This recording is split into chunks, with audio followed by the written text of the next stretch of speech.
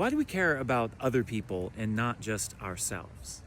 It may sound like an odd question for a Christian to be asking, but I see a lot of Christians in our world who care only about themselves or their own families or their own country and don't care about anyone else. And so I think it's important sometimes to remind ourselves why we should care.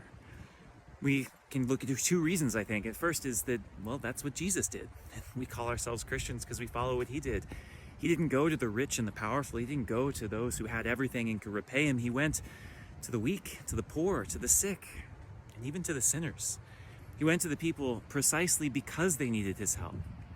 It wasn't an endorsement of their lives. It wasn't showing that he liked what they were doing, but precisely because they needed his help, he went and associated with them and helped them and welcomed them back. And this is what we should do, is to love those who need us most.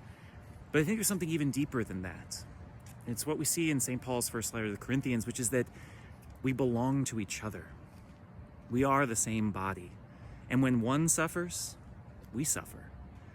It's so easy to say, well, that's not me, that's them, that's someone else, I don't even know them. But how can we stand by and ignore someone's suffering if that's my body? Being a Christian is more than just me and Jesus. It's more than just caring about honoring him.